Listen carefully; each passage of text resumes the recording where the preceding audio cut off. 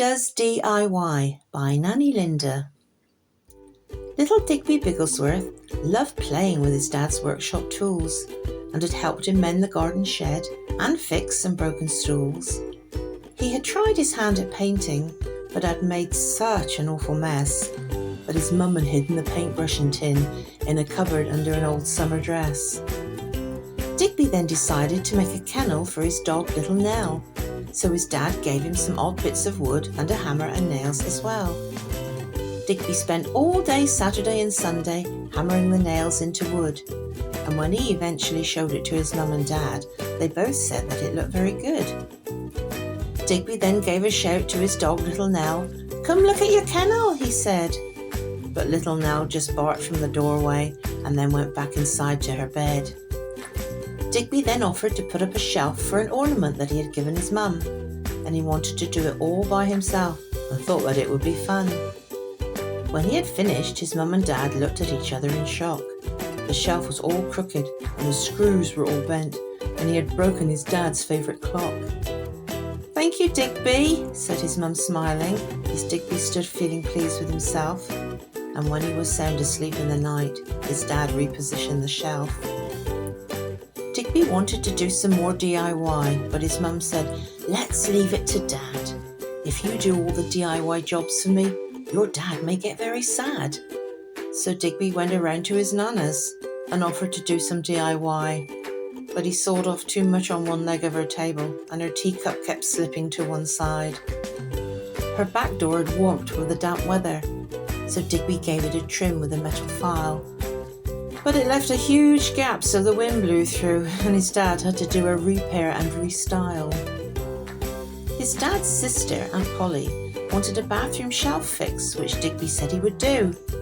But unfortunately, early the next day, it came crashing down on her while she was sat on the loo. Mrs. Kincaid, who lived next door, needed a repair to the garden gate. Digby repaired the spring so tight it trapped the postman, Nate. Mr. Titterson, who lived down the road, had a greenhouse door that needed repairing. He went inside to water his plants and then just stood there swearing, for when he tried to unlatch the door, it wouldn't budge and was stuck fast. Luckily, his neighbour heard his cries and came and broke the glass. Digby was getting a name for himself, so his mum and dad made some new rules. If he kept helping people out in this way, they would have to confiscate his tools. So Digby helped his dad here and there and learned what not to do, and before he was very much older, he could hammer a nail straight and true. He could screw in a screw straight and not damage the head, and could handle a cordless drill. He hammered in nails like a professional now and was gifted some pliers by his Uncle Bill. On Christmas Day, his Nana gave him his own toolbox from the local DIY store. Digby was so excited that on Boxing Day he was mending a cupboard door. Digby was now helping all the family, doing the jobs that his dad hadn't found the time to do. And he was also earning pocket money and was given a tenner by his Auntie Sue. As Digby was getting older, he was learning more and more about DIY. From The Woodworker and Family Handyman, some magazines to which he had subscribed. Digby already had a plan in his mind for when he would leave school at the end of next term, a carpentry course at college, and then an apprenticeship with a local firm. Then, when he was a qualified carpenter, he wanted to start his own company and also make his own style of furniture, tables and chairs and stools especially.